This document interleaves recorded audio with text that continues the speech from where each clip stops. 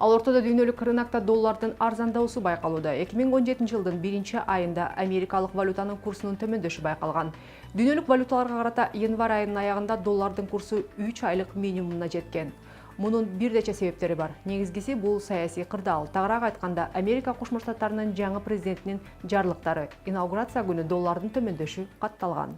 Америкалык акчанын арзандашына Дональд Трамптын Wall Street журналында басылган макаладагы цитатасы себеп болгон. Статьяда ал кытайлык юан кескин төмөндөп жатканда АКШ үчүн доллар күчтүү экендигин белгилеген. Биздин компаниялар күчтүү доллардын айынан кытайлык ишканалар менен атаандаша албай жатат. Бул бизге терс таасирин тийгизүүдө деген болчу Дональд Трамп. Трамп бул билдирүүсү менен импортко карата салыктык алымдарды киргизип, ал эми экспорттук компаниялардын салыгын азайтуу боюнча Конгресстин салыктык реформасын сынга алган. Deutsche Bank Конгресстин долларды колдоо боюнча бул аракети доллардын курсун 15%га жогоруладат деп божомолдогон. Трамп менен катар анын кеңешчиси дагы АКШнын негизги 3 өнөктөштөрүнүн валюталык саясатын сынга алып, Германия, Япония жана Кытай өз валюталарын арзандатуу менен Америкалык экономикага терс таасир берип жатат деген эле.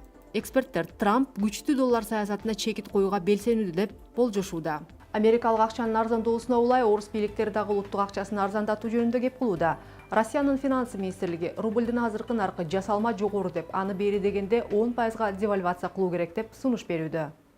Өткөн аптада Россияда доллардын курсу 58,5 рубльга чейин түшүп, минимумду жаңылады. Мунайдын баасы баррель үчүн 55 доллар болуп турган чакта рублдун долларга карата мындай курсу россиялык бюджет үчүн жагымсыз. Россия өкмөтү 2017-19 жылдарга карата бюджеттик саясатты аныктап жатканда, кара алтындын баасы баррель үчүн 40 доллардан төмөн болбойт деп болжоп, бюджет жөнүндөгү мыйзамда рублдун долларга карата орточо курсун 67,5 рубль деп белгилеген. Февралдын башында мунайдын баасы бир аз көтөрүлүп, ага улай Америка акчасын алыстандыруу боюнча Трамптын саясаты башталып, мындан улам рубль күчтөнө баштады. Мунайдын баасы баррель үчүн 55 доллар болгон азыркы шартта орус бюджетинин аткарылышы үчүн 1 доллар 64,5 рубль болгону оңдуу. Андыктан Россиянын финансы министрлиги рубльду бери дегенде 10%га, балким дагы көбүрөөк девальвация кылуу керек деген сунуш берүүдө. Рубльдун арзандашы албетте инфляциянын көлөмүн чоңойтуп, социалдык катмарга күч келет. Бирок ошол эле маалда бул экспортко иштеген өндүрүүчүлөргө жакшы шарт болмок. Негизи эле өндүрүүчүлөрдүн рыноктогу атаандаштыгын алды менен арзан улуттук акча камсыз кылат. Финансисттердин эсебинде рубль девальвациядан кийин анын 1 долларлык наркы 69 рубльдин тегерегинде болушу ыктымал. Демек, орус акчасы кыргыз сом менен теңдешип калат деген сөз. Ал ортодо коңшу өзбек бийликтери дагы улуттук акчасын арзандатуу жөнүндө сөз кылууда. Бул жагдай кыргыз экономикасына, айрыкча жергиликтүү өндүрүшкө кандай таасир бериши мүмкүн? Кыргызстандын улуттук акчасынын реалдуу базар наркына байланыштуу күмөн саноолорун бизнес көптөн бери айтып келет. Сомдун туруктуулугун камсыздоо үчүн Улуттук банк тынымсыз интервенция жүргүзүп, керек болсо Кыргызстанда биринчи жолу 2016 жылдын соңу менен дефляция катталды. Президенттик шайлоо өткөнчө сомду туруктуу кармоого болгон аракеттер токтобойт деген дагы божомолдор бар. Азыр кыргыз сомунун наркын ким жана кандай негизде аныктоодо? Капиталдын ушул жана башка суроолоруна Улуттук банктын төрагасы Толкунбек Абдыгулов жооп берет. Соңку кездери Кыргызстанда өзгөчө валюталык рынокто бир кызыктай жагдай бардай сезилет да.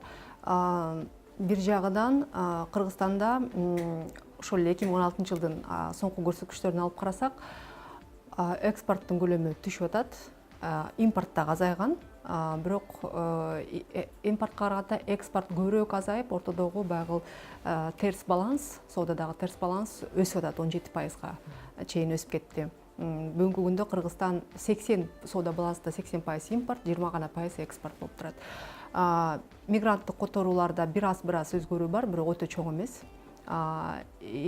Инвестициялардын көлөмүн алып карасак дагы Кыргызстанга келген чет элдик инвестициялардын көлөмү мурдагы жылдарга салыштырмалуу жыл сайын азайып атат. Бирок ушундай тескери көрсөткүчтөрдүн фонунда сом кандайдыр бир өзүнүн туруктуулугун көрсөтүп атат. Бул эмнеге негизделген туруктуулук? Негизги туруктуулугу сомдун эки жагынан караш керек да. Бир жагынан карасак, сиз айтып кетпей деңизби, көп төмөндүктөр экономикада бар депчи. Бирок мындай карасак, көп жакшылыктар деле бар да. Башка отраслдар экономика карасаңар, көп тармактарда өсүш бар да. Ошондуктан бул бир жагынан сомдун туруктуулугуна жардам берип атат. Сервис, услуги, транспорт, внутри то, что экономиканын ичинде болуп атканда, бул өсүштөр бар да. Бул Националдык статистика комитеттин жылдын жыйынтыгы менен биздин жалпы экономикасы бүтүн 6%-ка өстү да. Бирок дагы бир жагдай бар да, мисалы үчүн ошол эле өкмөт мисалы үчүн өтө чоң жетишкендик катары белгилеп аткан дефляция. Былтыркы жылдын жыйынтыгы менен инфляция минуска түштү, тескерисинче дефляция болду. Бул демек алып сатуулар азайды, экономикада дээрлик кыймыл жок дегенди да көрсөтүп атпайбы? Кыймыл жок дегени бир жактан бир себеби болот да. Мына эшикке чыгып атканда машиналар жүрүп атабы? Жүрүп атат. Кафелер иштеп атабы? Иштеп атат. Магазиндер иштеп атабы? Иштеп атат. Базарлар иштеп атабы? Иштеп атат. Бул эмнени көрсөтөт? Бул жана экономиканын ичиндеги процесстер токтобойт эч качан. Бул кете берет. Ошондуктан экономикабыз баарыбыздын мындай иштеп өзүнүн результаттарын, таасирин көрсөтүп атат да. Бүгүнкү күндө мынакей Россиянын финансы министрлиги рубльды девальвация кылуу боюнча өзүнүн сунушун киргизип атат 10%га чейин деп. Ошондой эле девальвация жөнүндөгү сөздөр мисалы үчүн Өзбекстандын бийлиги тарабынан дагы айтылып атат. Өзбек сумун девальвация кылуу боюнча. Анан адаттагыдай эле Россия девальвацияга баргандан кийин көп учурда тенденцияга карап көрсөк, Казакстан ага улай сөзсүз девальвацияга барат. Эгер ушул шарттардан алып караганда бул кыргызстандык өндүрүүчүлөргө кандай таасирин бериши мүмкүн дегеним, ошол эле текстиль тармагын алалык. Бул Россиянын рыноктарында биринчиден өзбектер менен болгон атаандаштык бар. Экинчиден булар жанагы доллар сом менен рубльдин ортосундагы айырмачылыктан негизги пайданы табышат да. Жана буга окшогон тармактар бир топ. Менге азыр сиз айтып кеткен суроого мен мындай жооп берет элем да. Биринчиден биздин сомдун баркы, мен жана айтып кеткендей, базар принциптарга таялып, спрос, предложение менен түзүлөт да.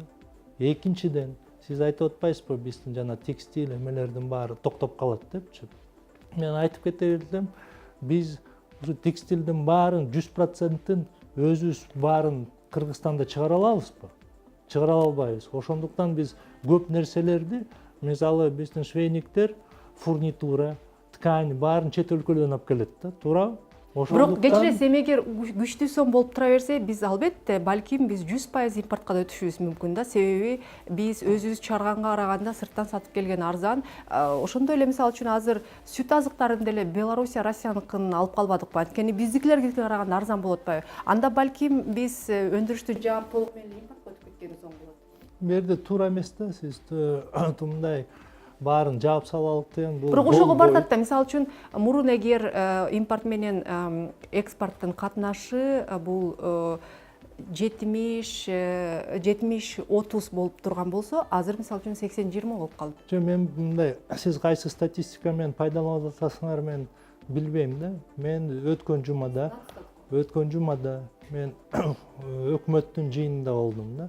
Анын ичинде министр экономика доклад берип атканда, Лехпром ассоциациясы биздин экспортко кеткен текстильный продукциясы көбөйөт деп айтып атат да. Андан тышкары көлдөгү май чыгарган, сүт чыгарган завод бар экен да. Ал да отчет берип атат. Биз көбөйүп атабыз, бизге дагы чоңоюш керек, промышленности расширение деш керекпи? Анда бу жерден биз бир нерсе келип атабыз да, мындай тизме-түз таасири барбы сомдун же жокпу депчи.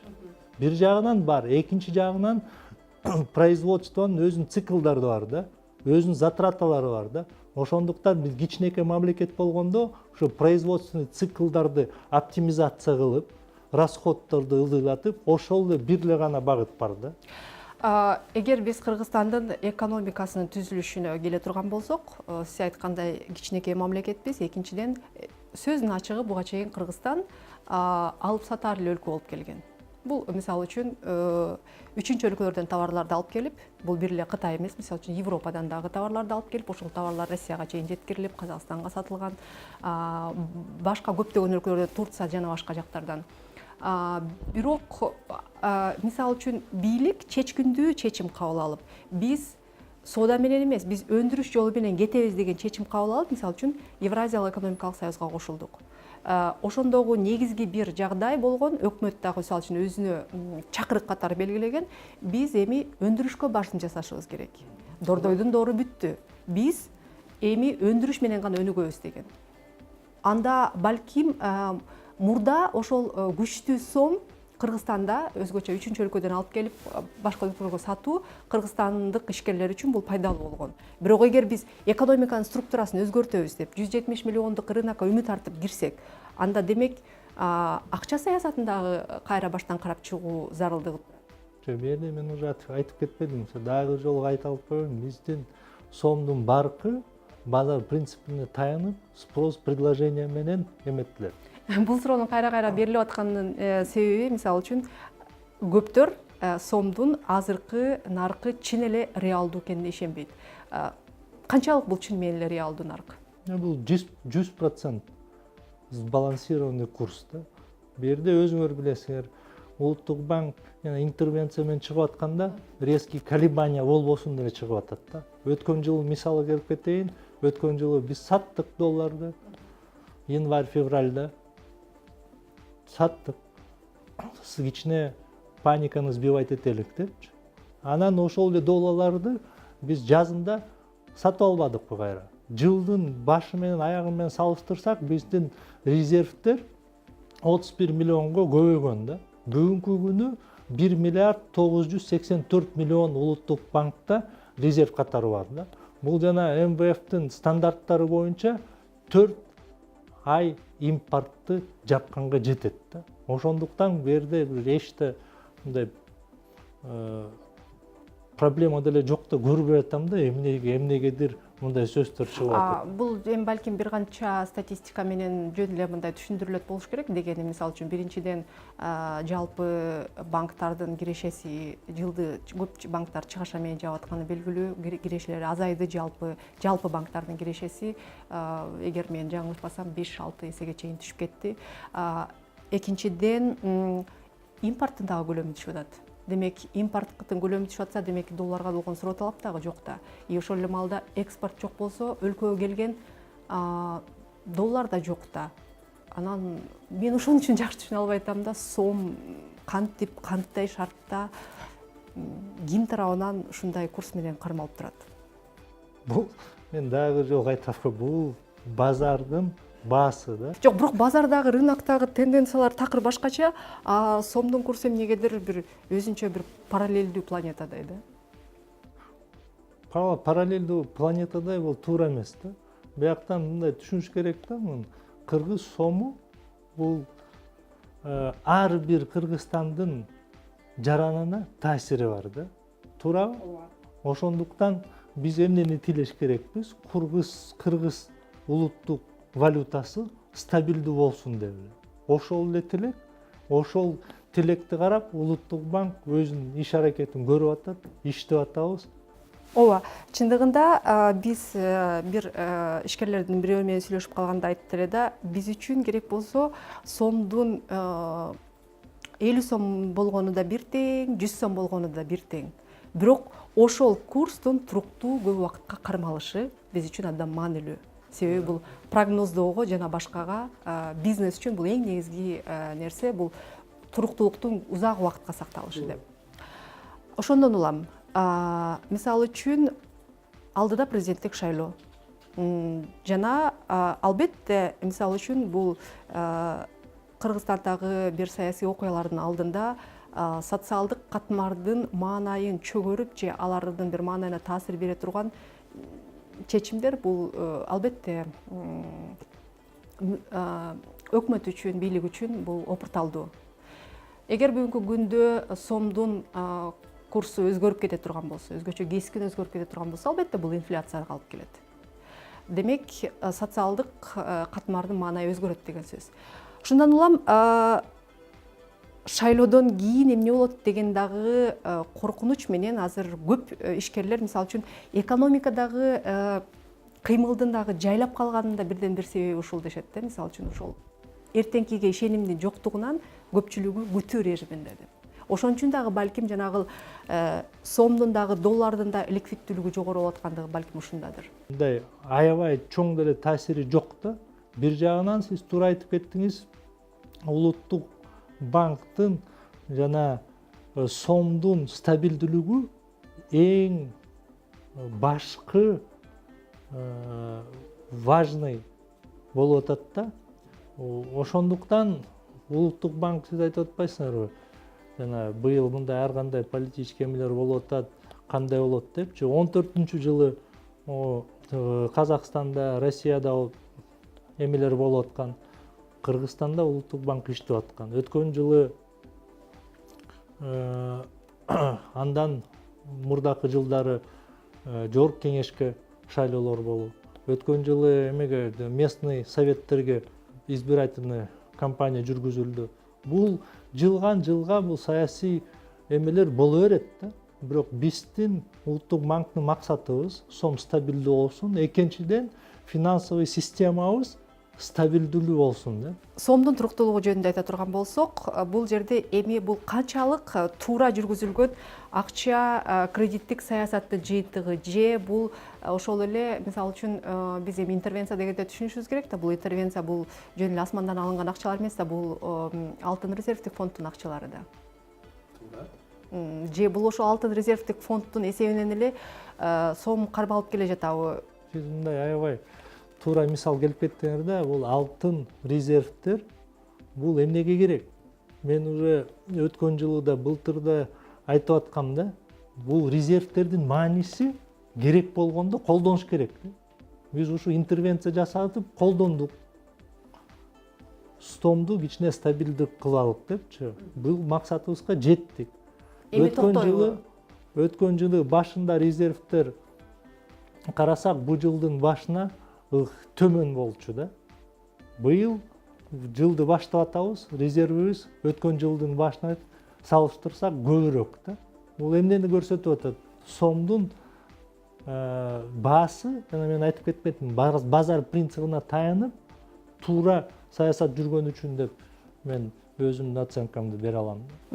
Эгер сомдун бүгүнкү күндөгү базардагы наркы чын менен эле реалдуу болсо, жана базардагы суроо жана талаптын негизинде аныкталып атканы чын болсо, жана бул жерде эч кандай бир саясий чечимдердин таасири жок болгон болсо, анда мисалы үчүн биз элди, ошол эле телекөрүүчүлөрдү ишендире алабызбы? Сом өзүнүн ушул туруктуулугун бир топ убакытка сактай алат. Шайлоодон кийин биз сомдун кескин арзандап кетишин көрбөйбүз деп мындай биз ишендире алсак болобу? Жерде мен кайра кайталып кететмин сизге. Бизде Кыргызстанда сомдун курсу базар принциптерине ылайыктуу эметилет. Сиз айтып атпайсызбы өзүңөр да? Жок, анда кандай болот, предложение кандай болот? Ошо күнгө жете элекчи буйруса. Ошондо рыночный ситуацияны көрүп, мамлекетте кандай зарылчылыктар бар, кандай талаптар болуп атат, переводдор канча болуп атат, экспорт эмне болуп атат, импорт эмне болуп атат, бюджет эмне болуп атат. Бунун баары тең, муну жалпы караш керек да. Мындай бирмесиң экономика өзүнчө, сом өзүнчө, бюджет өзүнчө. Жок, мисалы үчүн мен эми бир келечекке сураган жокмун да, 30 жылдан кийин биздин сомдун тагдыры кандай болот депчи. Дегени мисалы үчүн президенттик шайлоо күзүндө болот, мисалы үчүн өкмөт экономикалык прогнозду жасаганда бери дегенде 3 жылга жасайт. Демек бир 3 жылга бизде прогноз бар да, инфляциянын деңгээли мынча болот, экспорт менен импорттун катнашы мындай болот, экономикалык өсүш мынча да деген бир эми албетте алар толук аткарылбайт, анча мынча өзгөрүүлөр болот сандарда, бирок негизинен жалпы бир түшүнүк бар да экономика боюнча. Биздин мен айтып кетпедимби, резервдер бүгүнкү күнү 1 миллиард 984 миллион да. Бул өткөн жылдын показательдерден көбүрөөк да. Резерв улуттук банкта бар, жетиштүү. Ошондуктан сомдун стабилдүүлүгү бүгүнкү күнү эч кандай маселе катары каралбашы керек. Демек, сомдун туруктуулугу келип эле бул экономикадагы чыныгы реалдуулуктан эмес, көбүрөөк улуттук алтын резервдин деңгээлинен көз каранды болуп калып атат да. Бул жерде туура эмес да мындай айтыш.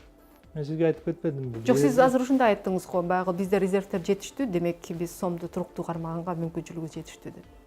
Туура, бирок мен айтып кеткен жокмун да биз резервден сомду фиксация кылып бирдемке кылып атабыз депчи. Мен айтыбарым, биз любой ситуацияга улуттук банк даярбыз. Интервенция кылабызбы, сатып алабызбы, кайра сатабызбы, бул эми уже базар өзү көрсөтөт.